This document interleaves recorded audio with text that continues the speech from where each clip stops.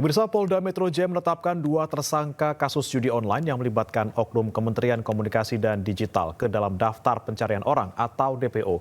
Penyidik juga telah menggeledah 2 tempat penukaran uang atau money changer lantaran para bandar judi online melakukan pembayaran melalui 2 tempat penukaran uang tersebut.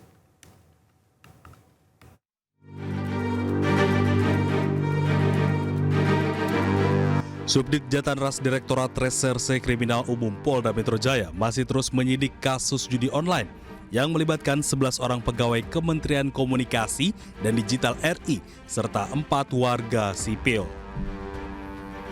Saat ini penyidik kembali menetapkan 2 orang tersangka yang masuk dalam daftar pencarian orang berinisial A dan AM.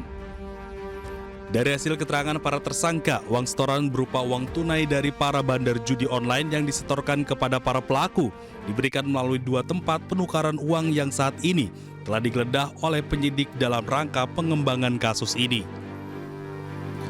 Kombes Ade Ari juga mengatakan keterlibatan AK dan beberapa orang rekannya yang sebelumnya tidak lolos dalam seleksi teknisi pemblokiran di Kementerian Komdigi didasari oleh SOP baru yang memperbolehkan AK dan beberapa orang rekannya bekerja sebagai tim pemblokiran judi online.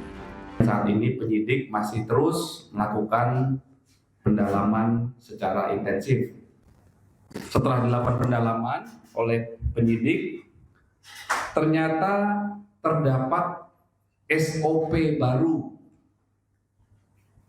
Ya, SOP baru ini memberikan kuasa kepada AK dan timnya sehingga mereka bisa masuk menjadi tim pemblokiran website di Kementerian Komdigi.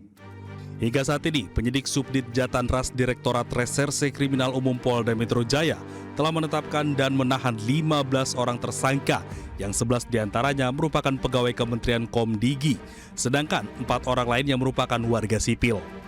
Dan untuk 2 DPO masih diburu oleh penyidik. Dari Jakarta Selatan, Den Helmi Sajangbati, iNews. Pemirsa, mantan Menkominfo Budi Aris Setiadi menjadi sorotan terkait kasus judi online yang menjerat pegawai Kementerian Komdigi yang mengaku siap diperiksa jika diperlukan dan mendukung penegakan hukum.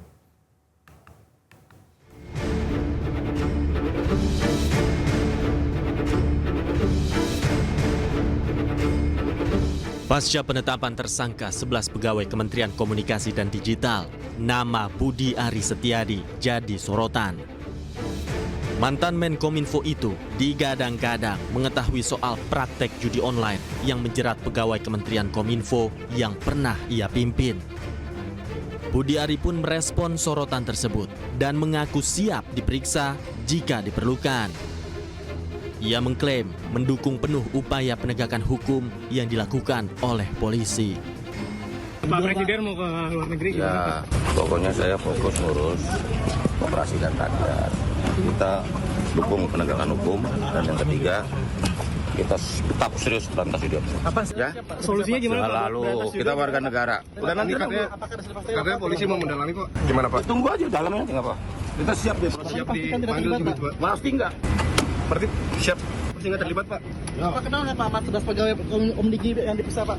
Ya tahu lah nama. Coba.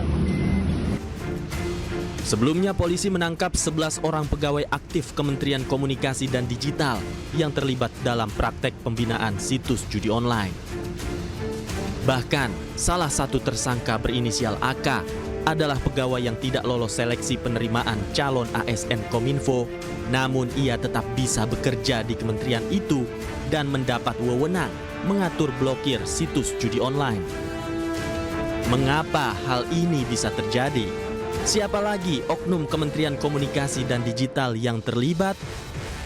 Polisi hingga kini terus mendalami keterlibatan pihak lain dalam kasus ini, terutama pihak-pihak di internal Kementerian Komunikasi dan Digital.